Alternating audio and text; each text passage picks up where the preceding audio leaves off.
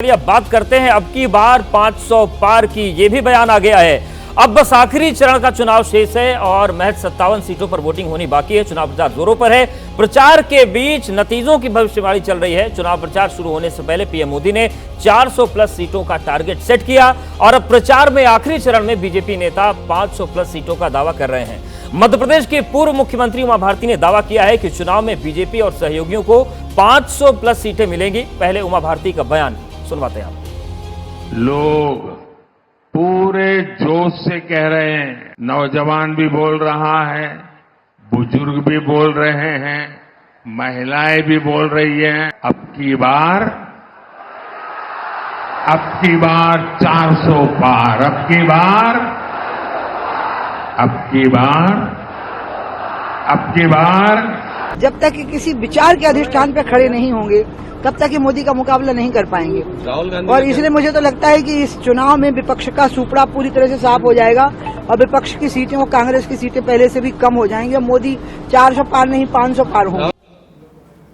तो उमा भारती कह रही हैं कि 400 नहीं 500 पार हम करेंगे। प्रोफेसर चंद्रचूड़ सर, ये जो बात है, उमा भारती भी कुछ दिन पहले नाराज थी, उन्होंने कार्यक्रमों का बहिष्कार कर दिया, तब कह रही हैं कि 500 पार होने जा रहे हैं।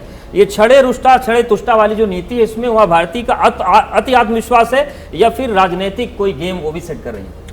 देखिए, उमा भारती अपने आप में एक नेता रही हैं और भारतीय जनता पार्टी की नेता हैं, लेकिन मुझे लगता है कि जब एक बार प्रधानमंत्री ने ये कह दिया अब की बार 400 बार, तो पहले हमें ये समझना चाहिए कि प्रधानमंत्री ने ऐसा कहा क्यों है। और वो इसलिए है क्योंकि आप देखिए कॉम्पिटिटिव पॉलिटिक्स है और कॉम्पिटिटिव पॉलिटिक्स में ये बिल्कुल आवश्यक है कि राजनीतिक दल अपने जो विगत परफॉर्मेंस है उस परफॉर्मेंस से बेहतर करें। अब 303 सीटें अगर प्रधानमंत्री जी को 2019 के चुनाव में मिली थी तो ये स्वाभाविक है कि वो चाहेंगे कि उनको जनता का और आशीर्वाद मिले, जनता का और सहयोग मिले, जनता का और विश्वास मिले।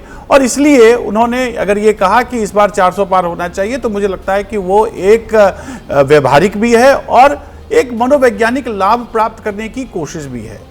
अब उसमें उनके दल के जो भी लोग हैं उस यज्ञ में आहुति देने का कार्य करेंगे और उसमें चाहे वो अभी थोड़ी देर पहले पीयूष गोयल थे या उसके बाद अभी ये उमा भारती जी के बारे में आप कह रहे हैं, या कोई भी और भी व्यक्ति हो, चाहे वो बनारस में कैंपेन कर रहा हो, गोरखपुर में कैंपेन कर रहा हो, भारतीय जनता पार्टी एक ऐसी अनुशासित दल है जिस दल के अंतर्गत अगर कोई एक लक्ष्य ले लिया जाता है तो हर एक व्यक्ति उस लक्ष्य की प्राप्ति में अपना योगदान देता है।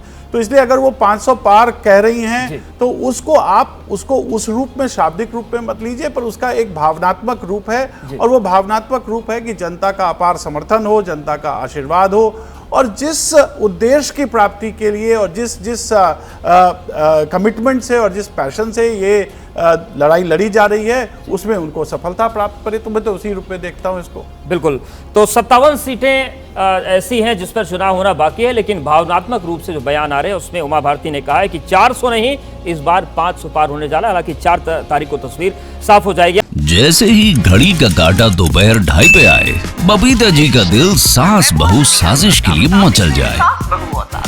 और ये है इनकी बहू, पूरे दिन ऑफिस की टेंशन हो जाए गॉन जब ये करें अपना फेवरेट शो फ्री टाइम पे ऑन। इनकी तरह आप भी देखिए अपना फेवरेट शो अपने टाइम पर और डाउनलोड कीजिए एबीपी लाइव ऐप अपने स्मार्ट टीवी पर।